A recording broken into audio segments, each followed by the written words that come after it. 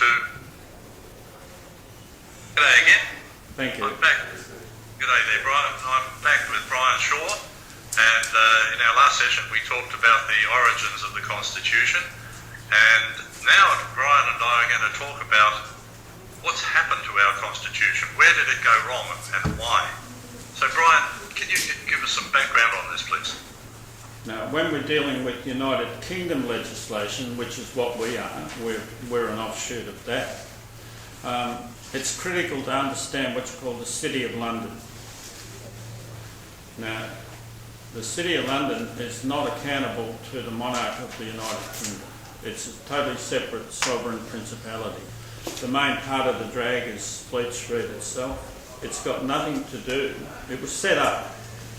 Now we backtrack a bit to a lot of times. The European Crusades. Everyone reads that as a history. It's not a history, it's present, it's current. Except they've changed from riding on a horse to riding in a big expensive aeroplane now. They are international bankers today. There's two arms. There's the Knights of St. John of Jerusalem, otherwise called Knights Malta. The other arm is the Knights Templars. Now they were the two critical arms, or the two big arms, forces, armed forces, whatever you want to call them, of the Crusades. They were allegedly going to free Jerusalem from being overcome. But their real assignment was to leave where they came from and find Solomon's gold, real issue. The problem is, they obviously found the gold, but didn't take it back to the person who wanted it, and that was the Pope in Vatican City. I don't think it was called Vatican City way back in those times. But it was the Pope who initiated the letters that began those two big orders, the Knights of St. John of Jerusalem, Knights Malta, and the Knights Templars. But after a couple of 100 years, when they worked out they weren't getting the loot, somebody took it all, taken it all, stolen, whatever you want to work it out. The Pope issued a decree against the Templars, outlawing them. That's where all hell was, that's where all this began to go pear-shaped. Those Templars and Knights of St. John of Jerusalem, there's a 1540 UK ban on the Knights of St. John of Jerusalem. It's sitting in, I found it in the Victorian Supreme Court Library. You go to the 1540 years and you'll find it. So it's a statute ban. Because they said, you're taking our money out of here and sending it to Rome. And your allegiance is not to us, it's to Rome. That's clear in the statute. I haven't been able to... There was also a lot of slaughter. Beg your pardon? There was quite a big slaughter at the time too, wasn't there? In 1540? Yeah. Everyone was killing everybody. Yeah, but I mean the Templars got almost wiped out, didn't they? Well, Jacques de Molloy was the Grand Master at the time. They caught him. But he said something like, just before he's ready to be done, he said, the King and the Pope will meet me within the year. Now those words meant, any Templar out there who can hear me, go and kill him now. It was an assassination decree. And they were both killed within the year, the monarch and the king. So whoever was listening went and followed out his orders. Now here comes that problem. They've never forgiven anyone for putting that ban on them, which means it's still current. Now, one of the big players of the First Crusade was the Greek Orthodox Church. They're the ones who made it happen, who originated it.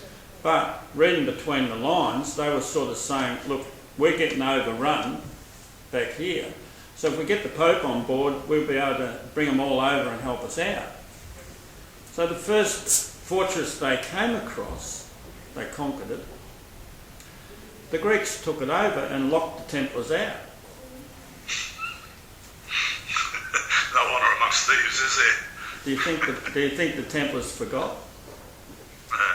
Well, in the bailing legislation, which is cleaning out everyone's bank accounts, Cyprus was the first one they hit. Yeah. So there you have Templar retaliation for a whole country with a banking system. Go look in your bank accounts, there's nothing in there. Because we remember when you locked us out. Now I'm assuming they've worked back there and wherever, worked out, well, if we're going to get overcome, if they win, we'll probably get killed. So we're better off to get the Pope to give us a hand, and we'll take over the first fortress we get, and we'll make our headquarters there, furthest the way they could. That's all supposition. But I don't think I missed it by much, which means the Greek Orthodox Church has got a bit of accounting to do. So's the Vatican, but the Scripture sends it to Israel and for Jerusalem. Isaiah 28, from memory, says that rule my people from Jerusalem. So the whole thing's got to come into the equation. Jerusalem, London, Mecca, whatever. You're allowed to do that in a court of law without any racial discrimination or whatever crap. Because here's why you can do it. And here's where it's all gone pear-shaped. The moment any government, parliament or whatever within Australia chuck the Queen out, the Crown out, the oath of allegiance too, both of that, her heirs, successors and subjects, this whole thing went pear-shaped. And that happened on the 1st of January 2004. This is a specific act. It's a West Australian Act. But then when the yahoos go, oh, but that's West Australia, it's got nothing to do with us, we're in whatever. I said, no, Cobber, you're in federation. Yeah. And federation means you're all in the one pot.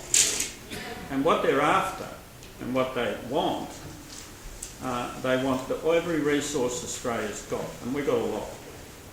But in getting those resources, they've got to get the land and the people. Now, at the moment, I think it's 25 million people here living with a pulse. Unfortunately, where it went pear-shaped and big time was that at Federation, Queen Victoria was possibly belonged to the Knights of St John of Jerusalem. Now, could you ask me how that would affect Federation? I'm still having trouble getting my head around this. Yeah, but that's why they're getting away with it. Yes. Because they know the average Aussie won't think it through to the point of being able to run it in a court of law. Now, yeah, the Queen was removed. But the problem is at Federation we're dealing with Queen Victoria. The Queen who did most of the colonies obviously then was responsible and still alive allegedly at Federation. But in 1888, that's when all the secret societies went into London to basically change the whole structure, how they're going to run the countries that they had control of. Now, allegedly, I'm saying all that because it's not proven in any court of law just yet, that's when Queen Victoria became a Knights of St John of Jerusalem in 1888. She did that because her son, who then went on to be our king after the death of Queen Victoria, he had the job from 1901 to 1910.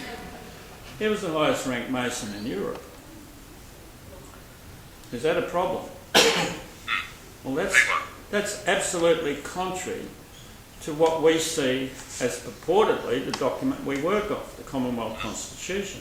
But the problem is nobody's remembering the Crusaders and what they had to achieve. So when we're talking about the City of London and we're talking about Fleet Street and all that sort of stuff, that was all set up by them. They're still running it. And they're running the banks as well. And they're running it all out of London. Nobody's unwrapped the Masonic Lodge. So what chance do we have fighting all of this in Australia? You've got a good chance. First off, we're not landlocked. That's a problem, big problem in Europe. We don't have that problem. And we're an island a long way from Europe. We don't need Europe. And that's why I would presume the UK is trying to get out of the European Union. They don't need Europe either. Because the problem with what you call clashing of spiritual beliefs, in the European Union, everything's in the pot, it's all the same. But when you come back into England, it was formed specifically in its legals to separate it from the Catholic Church. Here comes the issue. When you read the 1688 Bill of Rights, it's only about 5 pages, and anyone I talk to have never read it or understood it. Well, I have. Did you? What few, very few. Yeah, well, it's only about 4 or 5 pages, but it makes the absolute point that the foreign power to the UK is the Vatican. Is that agreed? Yes. The Knights of St John of Jerusalem, the head of the Knights of St John of Jerusalem today is the Pope. He became a Pope, the head of that about 18 months ago. He sacked the Grand Master in the Vatican and made himself the boss. But here's the problem. I should presume you're sitting in Queensland now. Yes. If you go and check all your last 10 governors, the majority will be Knights of St John of Jerusalem. Is that right? Absolutely. Who did the 2001 Constitution? A military man? Yeah. Knights of St John of Jerusalem. Because that's military. This is not old farts. This is not old farts sitting around in a lodge drinking rum or whatever. This is people who can get on jet planes and wreck whole countries when they're told to do it, because they hold the key to the economics of all the countries. Now, this brings up an interesting question, because this morning I was talking to Larry Hannigan, and we were talking about the current Governor General who was involved in that ADFA 6 case. You remember that? No. That was the military case where he covered up the attacks on the military girls, the girls in the military. I think it was the Navy. Are you talking about Cosgrove or the current Governor General? Current one. Yeah. The new one? Yes, the new one. Yeah. Now, he's the one that, he's also ex-military, and I guess he's also a knight, is he? Well, apparently, and as I said there at the beginning, it's impossible outside of supposition unless we're in litigation, as in chuck them in the witness box and ask that direct question.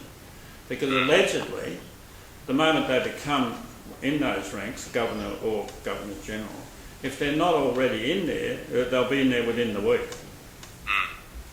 That's how that works. And in relation to a Governor General, you'll generally find that gazetted in the UK work, but not in Australia. It doesn't appear in the Australian stuff. They leave it out. So they jump them on a plane, take them over there, do what they've got to do with them, and then they walk out. They left as a Governor General, but came back as a Governor General or a Knights of St John of Jerusalem. You check Anderson, the one who did your Constitution in 2001. Why didn't he apply Section 53 when he changed your Constitution? That's how it goes wrong. Because the Masonic Lodge is skilled at altering a document. They're the master counterfeiters of the world. Yeah. I can say that anywhere, because they can't sue me. You know why they can't sue me? Because I've got the Grand Master of Freemasonry in West Australia on bail. That's why they can't sue me. I've got him pending a grand jury in Victoria. So I'd love the writ, because it opens up everything they're trying to conceal. They're running everything. They've allegedly put a document on the table that says that's our Constitution. But the only part of it they're actually working is the election process. Everything else gone in the gutter. Because then they took out the Queen and... without even a whimper from somebody. Beg your pardon? I've got another question here. We might want to talk about this in the next section. Is the time where up does yet? just about. Where does the Australia Act come into all this then? Can we talk about that in the next session? Because that's the one I love. And I tell you quite clearly on this little thing, the person that is the most accountable one that needs to be prosecuted is Damien Bowe. Oh, yes. We'll move into that in the next session. Okay. Is that okay? All right, Brian. I'm only doing it like this, then people are trying to listen, don't get what you call an overfeed.